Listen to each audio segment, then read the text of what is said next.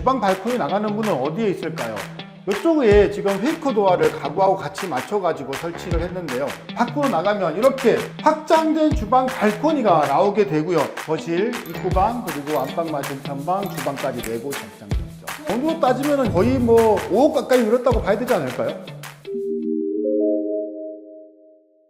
안녕하세요. 오렌지블럭 인테리어 마스터 이코치입니다. 여러분, 30평대 좁은 거실이나 좁은 주방 답답하셨죠? 한정된 그 공간 안에서 식탁이라든가 냉장고라든가 이런 것들을 아무리 여기저기 배치하고 이동해 보아도 시원하지가 않습니다. 인테리어를 할 때 예쁘게 만드는 것도 중요하지만 거실이나 주방에 그 숨어 있는 공간들을 어떻게 찾아서 계획하고 활용하느냐에 따라서 180도 인테리어 결과는 달라집니다. 30평대 아파트를 40평대로 만드는 그 팁 오늘 공개하겠습니다.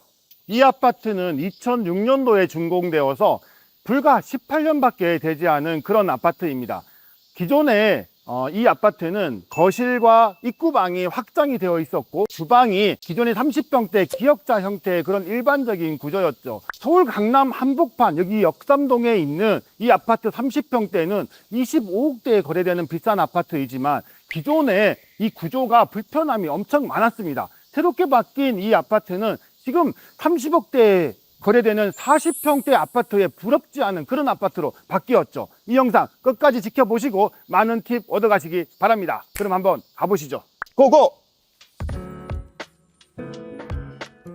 우리 집 거실 발코니 외부 창이 기존의 라운드 창이라면 이렇게 바꾸면 됩니다. 기존에 이 라운드 창보다 이 평면 창이 거의 절반밖에 가격이 되지 않아요. 라운드 창이 2배 이상 비싼 거죠. 게다가 저 밖에 한번 보시면은 곡면 부위가 고정으로 저렇게 되어 있으면은 이 평면 창에 비해서 문이 열리는 이 면적이 채 절반밖에 되지 않아서 창문을 많이 열 수가 없게 되어 있습니다. 이 곡면창 같은 경우는 보증기간이 정말 짧아요.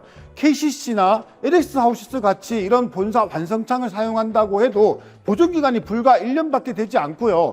이 완성창들은 이렇게 보증마크가 달려있는 데 비해서 곡면창은 그런 것도 전혀 없습니다. 오렌지블럭이 항상 강조하는 게 있죠. 보온병 단열 시공. 보온병 단열 시공이 제대로 되기 위해서는 이 확장부의 이 바닥에 난방 파이프가 깔리기 전에 그 밑에 추결층이 되는 단열 공사, 그리고 이 샤시 밑에 있는 이 하부 쪽의 단열 공사가 완벽하게 결합이 돼야 되고, 벽이라든가 이 천정의 모든 것들이 밀실하게 만들어져야 된다는 거, 이게 정말 중요하고요.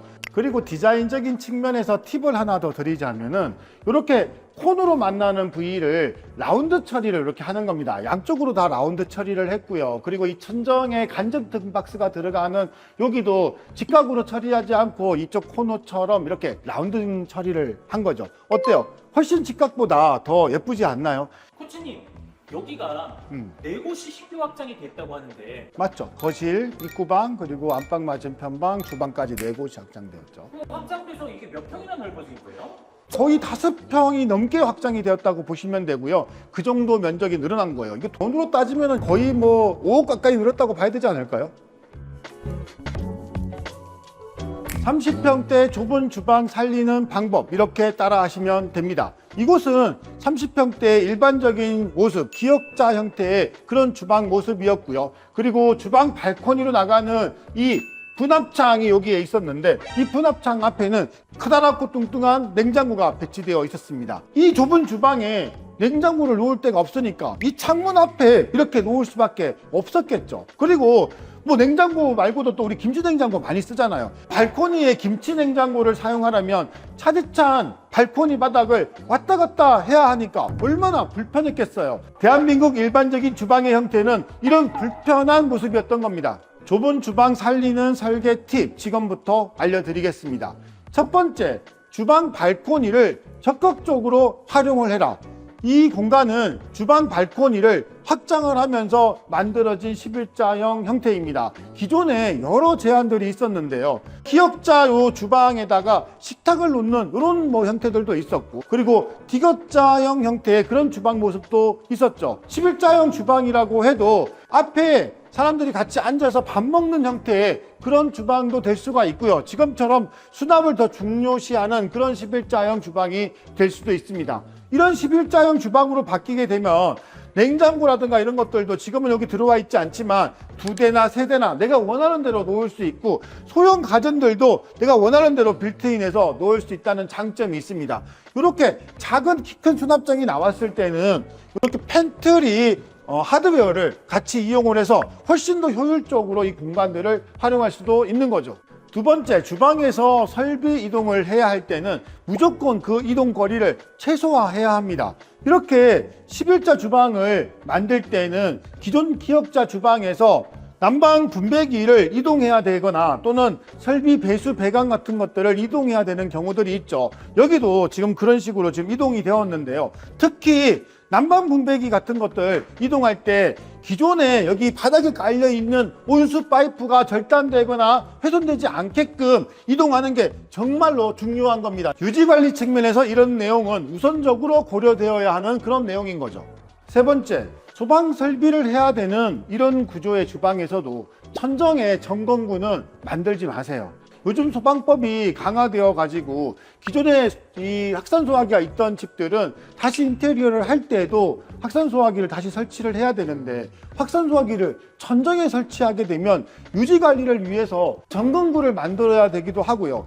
얘를 설치할 수 있는 이 깊이가 안 나오면 이 천정을 내려야 되는 그런 경우들도 있습니다. 우리가 조금만 더 신경을 쓰면 가구 공사를 하기 전에 확산소화기를 이 가구 뒤에다가 이렇게 설치하면 되기 때문에 배관을 미리 심어 놓기만 하면 목공할 때 이렇게 깔끔하게 점검구 없이도 확산소화기를 설치할 수 있는 겁니다. 그럼 주방 발코니를 확장을 했는데 주방 발코니 나가는 문은 어디에 있을까요? 이쪽에 지금 페이커 도어를 가구하고 같이 맞춰 가지고 설치를 했는데요. 이런 식으로 도어를 2개를 만들었습니다. 밖으로 나가면 이렇게 확장된 주방 발코니가 나오게 되고요. 여기에는 보조장이 또 설치가 되어 있어서 여러 가지 또 못생긴 가전들도 설치할 수 있고, 여기 밑에는 이런 수납들도 들어갈 수 있습니다. 침실 확장은 단순히 공간을 늘리는 용도가 아닙니다. 클라이언트는 일주일에 한두 번씩 재택근무를 하셨기 때문에 서재방에 대한 니즈가 확실했습니다. 그렇다고 이 서재방에 재택근무를 할 수 있는 그런 공간을 별도로 하나를 방을 빼서 만들게 되면 방이 하나 줄어드는 그런 경우가 생기게 되죠. 해서 이렇게 가구 배치를 하면서 이 침실의 발코니를 확장을 했습니다. 이 안쪽에는 재택근무를 할 수 있는 숨은 공간이 마련되었는데 여기에 이렇게 책상이 들어오게 되고 여기에서 재택근무를 하게 될 겁니다. 그리고 반대쪽에는 이렇게 수납장을 배치를 해서 공간의 활용성을 더 극대화시킨 거죠. 확장 공간을 이렇게 적극적으로 활용하게 되면 그 기능들이 완전히 분리가 되기 때문에 30평이라도 40평 같은 그런 공간들이 만들어지게 되는 겁니다.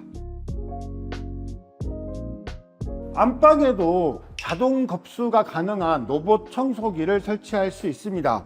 여기 이 붙박이장 화장대 아래에는 급배수가 가동한 자동 로봇 청소기가 이렇게 설치되어 있는데, 요거 요즘 아시죠? 핫템입니다. 보통 이 로봇 청소기 주방 쪽에 많이 설치를 하게 되는데, 주방이 아닌 다른 공간에 설치를 하려면 사전에 계획 설계를 해서 설비 공사를 해줘야 이 로봇 청소기를 설치할 수 있는 이 키트를 만들 수가 있는 거죠.